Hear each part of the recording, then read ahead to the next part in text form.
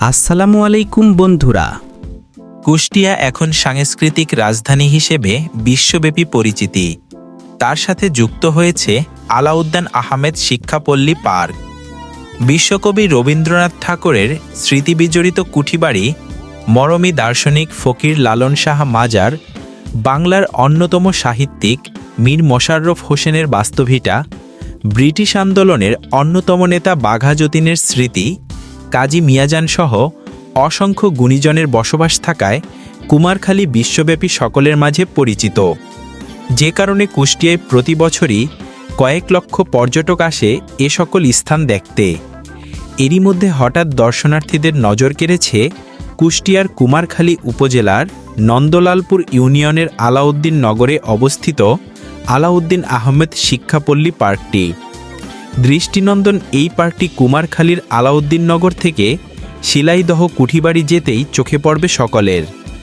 কুষ্টিয়া কুমারখালী উপজেলার আলাউদ্দিন নগরের সকলের নয়নমণি, বিশিষ্ট শিক্ষানুরাগী, সমাজসেবক, সমাজ সংস্কারক, শিক্ষাপল্লীর জনক ও একাধিক শিক্ষা প্রতিষ্ঠানের জন্মদাতা ও হেলথ কেয়ার ফার্মাসিউটিক্যাল লিমিটেডের ব্যবস্থাপনা পরিচালক দানবীর আলাউদ্দিন আহমেদ 2015 সালে এই পার্কটি নির্মাণ কাজ শুরু করেন।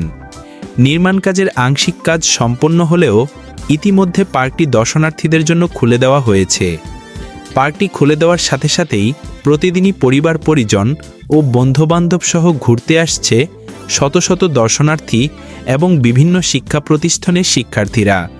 শিশু কিশোর থেকে শুরু করে বৃদ্ধদের জন্য পার্কটি বেশ জনপ্রিয় হয়ে উঠেছে। সরেজমিনে দেখা গেছে কুষ্টিয়া ও কুষ্টিয়ার বাইরে থেকে বিশ্বকবি রবীন্দ্রনাথ ঠাকুর বাড়ি ফকির লালন শাহের মাজারে ঘুরতে আসা দর্শনার্থীরা এখানেও ভিড় জমাচ্ছে। ভালো মানের গাড়ি পার্কিং ব্যবস্থা থাকায় দূর দূরান্ত থেকে আসা দর্শনার্থীদের বাড়তি বেগ পেতে হচ্ছে না। পার্কটির মধ্যে ঢুকতেই চোখে পড়বে জাতীয় মানের একটি সৌন্দর্যপূর্ণ গেট। সেই সাথে ভেতরে ঢুকলেই বাউন্ডারি ঘেরা বিশাল বড় এরিয়া জুড়ে চোখে পড়বে বাম পার্কের twist rider, swing chair rider, pirate ship, bullet train, দৃষ্টিনন্দন পুকুরের মাঝে বিভিন্ন প্রজাতির হরেক রঙের মাছ, নৌকা, স্পিডবোট, বাঘ, হরিণ, সাবলীল পরিবেশে পিকনিক স্পট সহ বিভিন্ন রকমের ড্রাইভ। ভিডিওটা ভালো লাগলে চ্যানেলটিকে সাবস্ক্রাইব করে পাশে থাকবেন। অবশ্যই কমেন্ট করবেন ভিডিওটা কেমন হয়েছে।